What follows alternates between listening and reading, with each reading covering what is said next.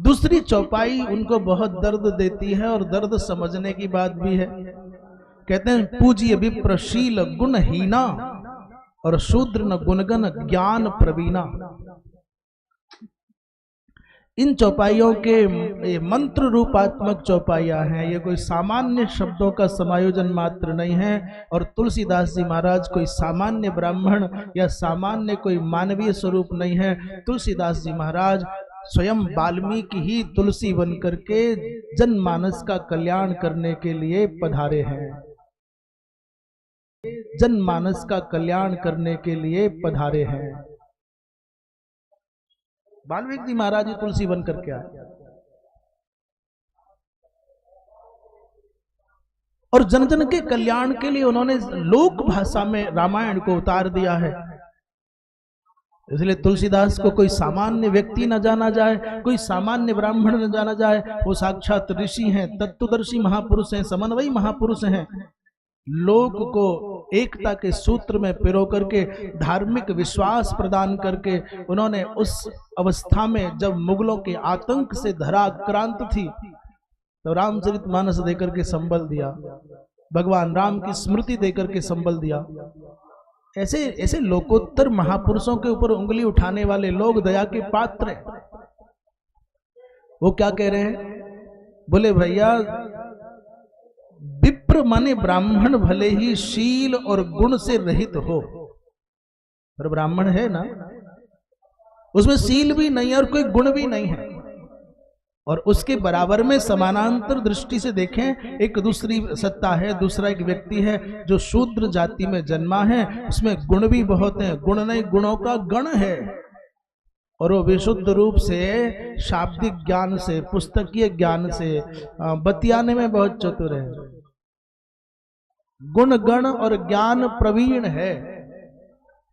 अब एक है मूढ़ अज्ञानी केवल जाति मात्र का ब्राह्मण, और एक है पढ़ा लिखा सुटेड बुटेड चतुर बहुत बतियाने वाला तर्कशील शूद्र वर्ण में उत्पन्न। ये दो बातें। तो कहा कि भाई ये क्या कर रहे हो तुम? अयोग्य ब्राह्मण की पूजा कर रहे हो और योग्य शूद्र का तिरस्कार कर रहे हो। पर पूजा कहाँ करनी है? चौराहे पर खड़े होकर के चंदन लगाना है, माला पहनानी है, ये पूजा है क्या? ब्राह्मण की पूज्यता का परिक्षेत्र क्या है, वहां विचार करना होगा।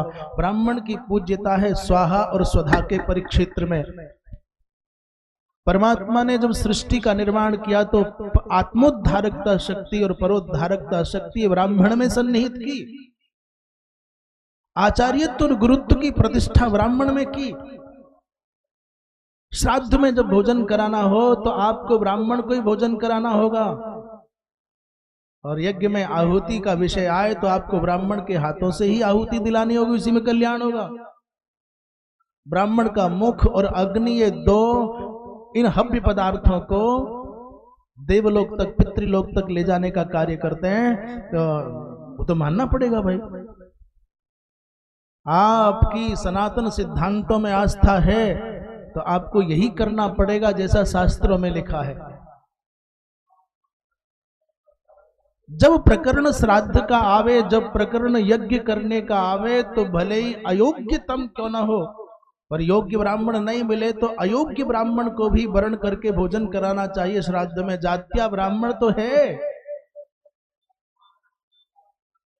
पर उसकी अपेक्षा कोई दूसरा शूद्र वर्ण का व्यक्ति है, बड़ा सुगढ़ है, देखने में बहुत अच्छा लग रहा है, श्राद्ध में उनको जिमा दोगे तो भैया पितृलोक में आपके पितरों को तृप्ति नहीं मिलेगी। आप बोलो हम इस व्यवस्था को नहीं मानते, तो किसने कहा तुमसे कि तुम मानो? जो मानते हैं उनकी मान्यता में आप विघ्न क्यों डालते हो? भाई पितृलोक है, इसमें तुम्हारे नेत्र और तुम्हारी बुद्धि तो काम करेगी नहीं, उसमें शास्त्र ही प्रमाण है। पितृलोक में पितृगण रहते हैं, इसमें भी शास्त्र प्रमाण है। उन पितृगणों की तृप्ति का साधन क्या है, उसमें भी शास्त्र प्रमाण है। और शास्त्रों ने कहा है कि उत्तम से उत्तम ब्राह्मण को श्राद्ध में भोजन कराने पर पितरों की तृप्ति होती है। और सब उत्तम से उत्तम तत्ववेत्ता शास्त्रज्ञ महापुरुष ना मिले तो कोई सामान्य संध्या वंदन करने वाला हो, गायत्री जप करने वाला, वही ब्राह्मण मिल जाए। बोले साहब वो भी ना मिले तो जैसा भी ब्राह्मण मिल जाए उसी को खिला दो, और कोई भी ब्राह्मण ना मिले तो गौ माता को खिला दो, यहां तक के विकल्प हैं। कोई बांध के नहीं रखी गांठ। श्रेष्ठतम के न मिलने पर सामान्य में आओ, सामान्य के न मिलने पर अति सामान्य जातीय ब्राह्मण को खिलाओ, और वो भी ना मिले तो फिर गौ माता को खिला दो, तो तुम्हारे पितरों की तृप्ति हो जाएगी।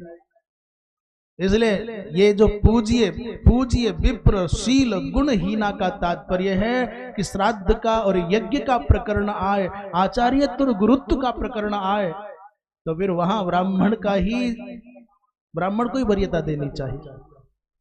वहां ये नहीं चलेगा कि साहब इनको बहुत मंत्र भी श्लोक भी बोलने आते हैं तो शूद्र वर्ण का चल जाएगा।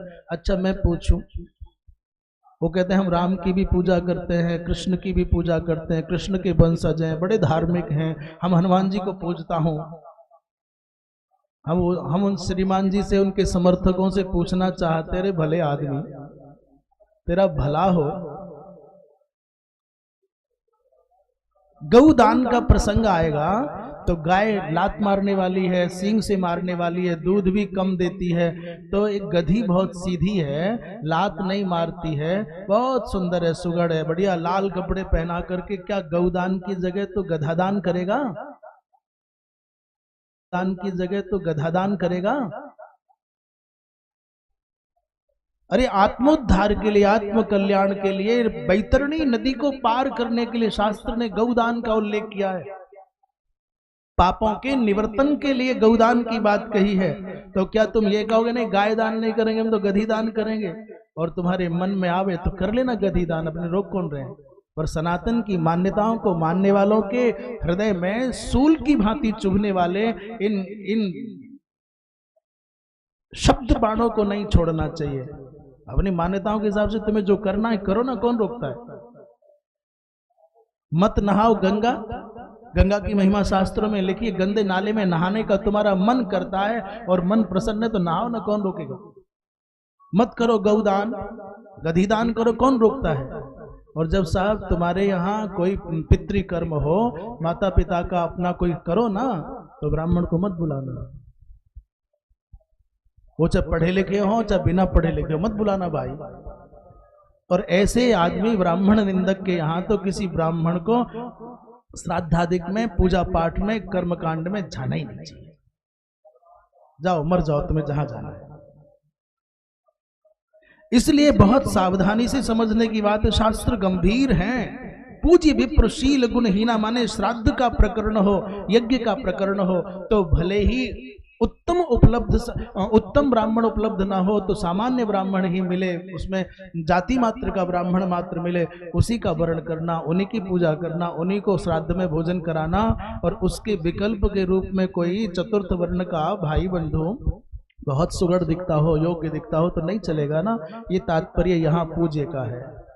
शिल्प विद्या में सबका अधिकार है। शिल्प विद्या में शूद्र वर्ण का भाई जो भी है भवन बनाने में, तो क्या करेगा वह ब्राह्मण। लोकोपयोगी जितने कार्य हैं सब में उन्हीं का अधिकार है, तो वहां उनका प्रयोग होता है, सम्मान होता है, समादर होता है। बोलिए वृंदावन बिहारी लाल। अखिल भारतवर्षीय धर्म संघ एवं स्वामी करपात्री फाउंडेशन के माध्यम से हम माघ मेला के शिविर से ये संदेश पहुंचाना चाहते हैं कि शास्त्रों के रहस्य को जाने बिना अपनी अयोग्यता को, अपनी अश्रद्धा को, अपने अविश्वास को, अपनी हीनता को और दीनता को ऐसे प्रदर्शित करना उचित नहीं है। शास्त्रों को जानने का मन है तो शास्त्रज्ञ महापुरुषों की शरण में बैठना चाहिए।